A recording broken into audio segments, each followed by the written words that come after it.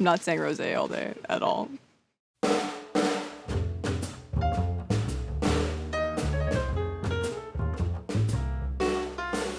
Hi, my name is Claire Coppi, and I'm here today to talk to you about rosés and their different styles.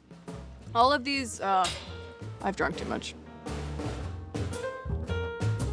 Rosés can be made from a variety of grapes. The color of the rosé primarily comes from the skin of the grape that's being used to make the rosé. And that is called the Sommelier method, where the grape sits on the skins for a very small amount of time in order to achieve this beautiful color. There are some methods as well where they add in a red wine, a little bit of red wine to the white wine after fermentation to achieve the color, but generally the higher end representations of rosé use that press method where they are directly on their skins for a small amount of time. Rosés become incredibly popular within the past 15 years or so, particularly this style of rosé here. This is a Grenache-based rosé from Provence. They're very dry, they're very clean, they're very light, and they're very, very quaffable and very, very popular. This is also going to be a Grenache rosé. This one, though, is from Paso Robles from Tablas Creek. It's going to have a little more texture, a little more body than this very dry Grenache rosé from south of France and Provence. And then this is also a beautiful rosé from Sonoma County from Flowers, made with Pinot Noir.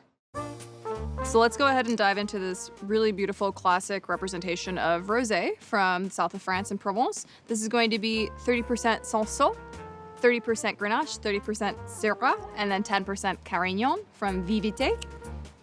So it's going to be a really, really nice, fresh expression. This is going to be your typical Provence style rosé, really quaffable, very easy to drink, very dry and clean.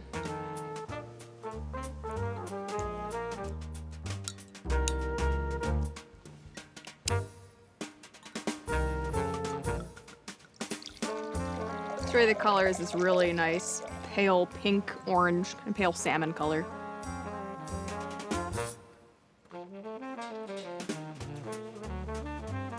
Very fresh strawberry, underripe raspberry, kind of this watermelon, just really nice, fresh pink fruit.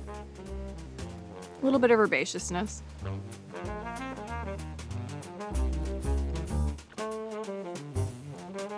And then yeah, just really nice, clean, high acidity, very, very easy drinking rosé.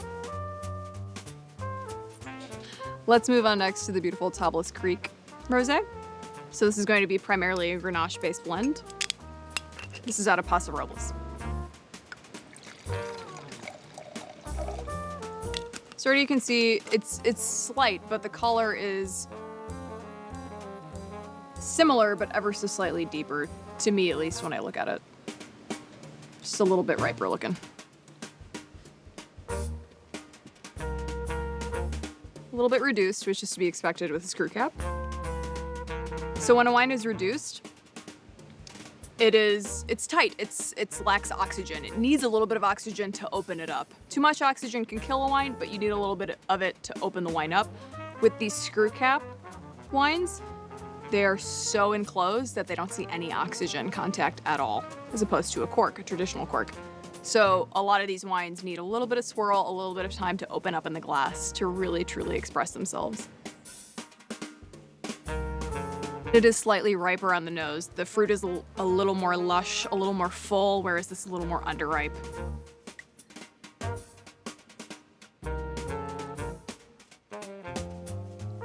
And on the palate, just a little rounder, a little more texture, a little more weight.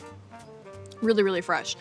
These guys are fantastic to pair with salads. Salads are notoriously hard to pair with their really high acid vinaigrettes. These are high acid wines that can match that acidity in the salad. These are gonna be great with seafood, with shellfish, with lighter white sauce pastas. The acidity is just gonna cut through all the fat and protein in those foods. They'll be so good with those meals.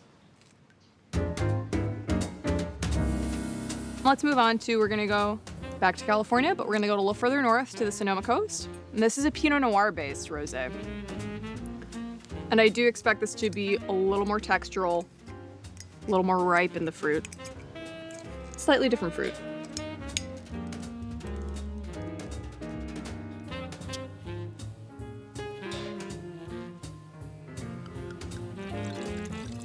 Certainly in the color, there's a lot less orange in the color of this wine compared to our Grenache-based blends. Look at how much more pink this wine is than the Vivité Grenache-based blend.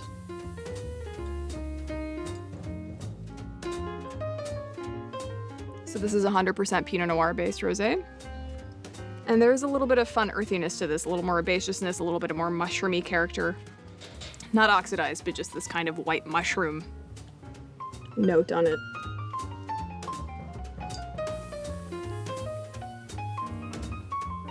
And certainly more textural. These two guys are gonna be the lightest out of the wines, and then this one boosted up a bit, but all of them are dry, all of them are refreshing. I think it's unfortunately a negative connotation with rosés that the darker the wine is, the sweeter it's gonna be. But this is still incredibly fresh, incredibly light, and incredibly dry. These wines can be drunk all year long. I think it's a really easy misconception that rosés are for the summer. These wines can pair through the fall, through the winter, with a variety of foods. They're really fun, they're really special wines, and hey, they're really accessible too.